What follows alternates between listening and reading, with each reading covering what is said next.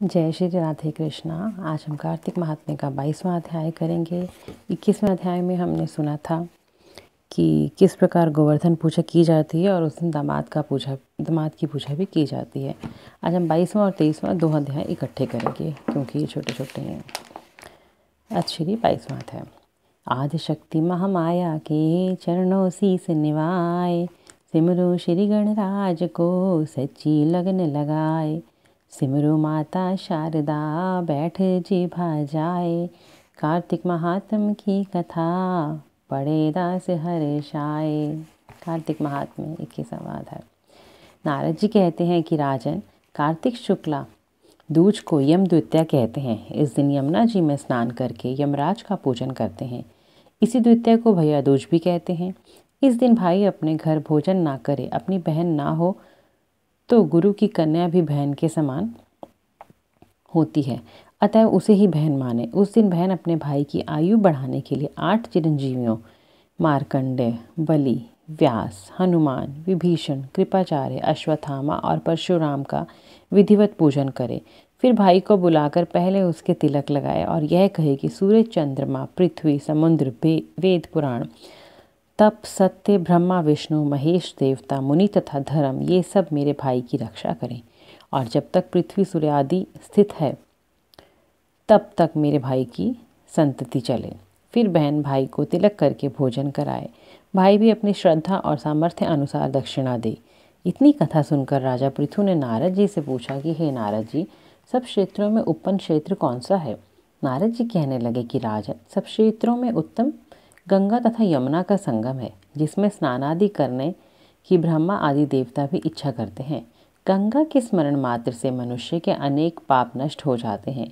गंगा जी में स्नान कर लेने से मनुष्य के पाप नष्ट होकर कई कुल परम पद को प्राप्त हो जाते हैं। गंगा स्नान की अभिलाषा करने से मनुष्य अनेक जन्म के पापों से मुक्त हो जाता है। यह समस्त संसार माया रूपी बंधन में बंधा हुआ है, मगर गंगा इस माया रूपी बंधन को काटने वाली है। गोदावरी, कृष्णा, रेवा, अमरावती, तुंगभद्रा, कावेरी, यमुना, वाहुदा, चैत्रवती, ताम्रपर्णी, सरयू आदि सब तीर्थ गंगा में स्थित हैं। काशी क्षेत्र भी सब क्षेत्रों में उत्तम है, जहाँ देवता वास करते हैं। वह मनुष्य धन्य है जो अपने कानों से काशी क्षेत्र की कथा सुनता है। जो काशी जी का सेवन करते हैं वे जीव मुक्त हो जाते हैं। यदि प्रातः काल के समय कोई काशी क्षेत्र का स्मरण करता है तो वह भी मोक्ष को प्राप्त होता है। अथ श्री कार्तिक महात्म्य 22वां अध्याय समाप्त। बोलो विष्णु भगवान की जय। 23वां अध्याय। यह कथा सुनकर ऋषि कहने लगे कि हे सूत जी, भगवान के चरणों से उत्पन्न हुई गंगा जी की महिमा कहिए। तब सूत जी ने कहा कि ऋषियों, जो कुछ नारद जी ने राजा पृथु को कहा वही मैं तुमको सुनाता हूँ। इंद्रादिक सब देवताओं को उत्पन्न करने वाले कश्यप जी की 2 पत्नियां थी। एक अदिति जिसके पुत्र देवता कहलाए और दूसरी जिसके पुत्र दैत्य कहलाए। देवता तथा दैत्यों में नित्य ही कलह रहा करता था। उस समय विरोचन का पुत्र अर्थात प्रहलाद का पुत्र राजा बलि दैत्यों का राजा था। उसकी सेना अत्यंत विशाल थी। उसने समस्त पृथ्वी को जीतकर स्वर्ग का राज्य प्राप्त करने के लिए देवताओं पर चढ़ाई कर दी थी। इंद्र के राज्य को चारों ओर से घेर लिया। देवता भी युद्ध करने के लिए बाहर आए।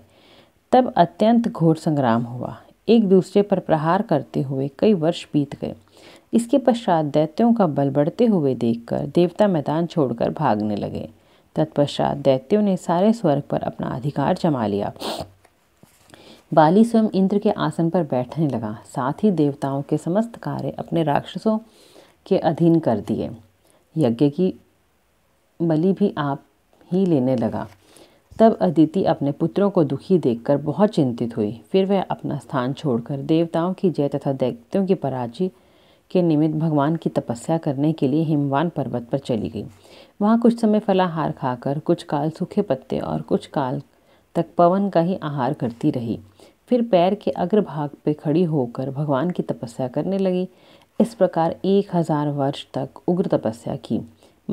मायावी राक्षस अदिति की घोर तपस्या से चिंतित होकर राक्षसी माया से देवताओं का रूप धारण करके अदिति के पास जाकर कहने लगे कि हे माता, तुम हमारे लिए इतना घोर तप क्यों कर रही हो? आत्मघात करना सब शास्त्रों में पाप बताया गया है।